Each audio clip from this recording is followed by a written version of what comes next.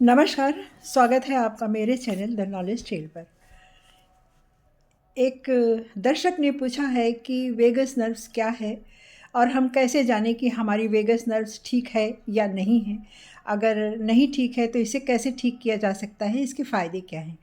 तो उनके सारे प्रश्न का उत्तर इस वीडियो में मैं देती हूँ। आप जहाँ भी हो सुनिएगा इसको और इस पर अमल कीजिएगा। आपकी अगर कोई समस्या है तो ज़रूर वो ठीक होगी। वेगस नर्व्स की जो कोई अगर समस्या है तो ठीक होगी।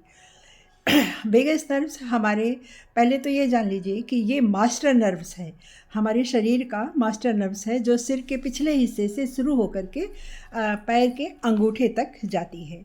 यह स्ट्रेस देती है, स्ट्रेस कम करती है अगर ठीक रहती है तो।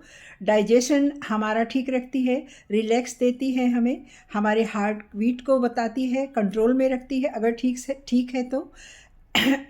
और अगर वेगस नर्व्स कमज़ोर है तो हमें स्ट्रेस होता है और एनेक्साइटी होती है, नींद नहीं आती है, खाना नहीं अच्छा लगता, अपच या कब्ज हो जाता है, गैस बनती है, ये सब होता है। तो हम अपनी वेगस नर्व्स को फिर से रीसेट कैसे कर सकते हैं, ये हम इस वीडियो में जानेंगे। तो वेगस नर्व्स हमारे पैरासिम्पथेटिक सिस्टम को ठीक रखती है। पैरासिम्पथेटिक सिस्टम जानिए कि क्या होते हैं। हमारे नाभि के नीचे का जो सिस्टम होता है वो पैरासिम्पथेटिक सिस्टम है और चेस्ट से ऊपर का जो सिस्टम है वो सिम्पथेटिक सिस्टम है। तो हमारा पैरासिम्पथेटिक सिस्टम अगर ठीक नहीं रहता, जैसे अपच है तो हमें स्ट्रेस होगा और तनाव होगा, भूख नहीं लगेगी और भी कई तरह की परेशानियां होती हैं। तो और ये पैरासिम्पथेटिक सिस्टम होता ठीक कैसे होता है? गहरी सांस से, डीप ब्रीदिंग से। डीप ब्रीदिंग, गहरी सांस लीजिए और गहरी सांस छोड़िए, नाभि तक भरिए और नाभि तक छोड़िए। तो ये होता है पैरासिम्पथेटिक सिस्टम। तो जब हमारा नाभि तक जब सांस ऑक्सीजन जाता है तो हमारा ये सिस्टम पैरासिम्पथेटिक सिस्टम ठीक रहता है। तो और इससे वेगस नर्व्स एक्टिव हो जाती है। डीप ब्रीदिंग कैसे लेनी है? पहले अंदर तक पूरा जितना ले सकते हैं लेना है, थोड़ा होल्ड करना है जितना कर सकते हैं, फिर धीरे धीरे उसको बाहर निकालना है। ध्यान रहे कि अगर 4 सेकंड अंदर लेते हैं तो 6 सेकंड बाहर निकालना, 5 सेकंड बाहर निकालना। इससे धीरे धीरे आपका ये वेगस नर्व्स बहुत अच्छे से काम करना शुरू कर देगी। और दूसरा है, इसको वेगस नर्व्स को ठीक रखने के लिए बहुत ठंडा पानी ना पिए और बहुत गर्म पानी भी ना पिए, गुनगुना पानी पिए। गर्म पेय जो होता है हमारी वेगस नर्व्स को एक्टिव रखता है।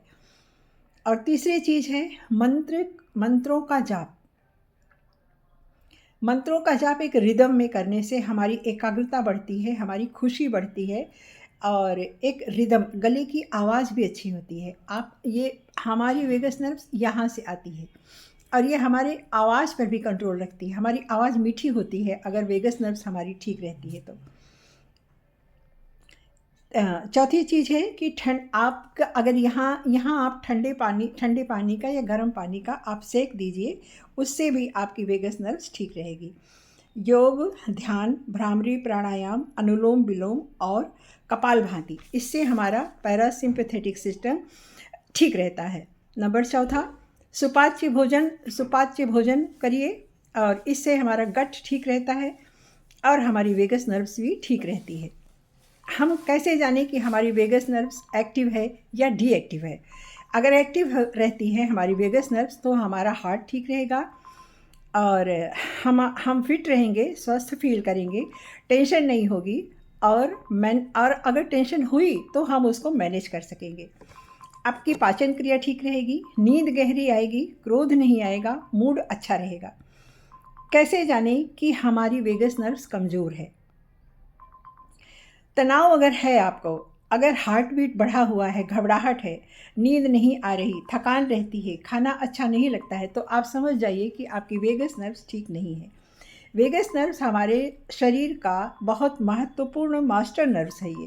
ये हमारी बॉडी के हर एक सिस्टम की जानकारी हमारे मस्तिष्क को देती है। इसी से हम जानते हैं कि आज हमारे बॉडी में कहाँ क्या दिक्कत है।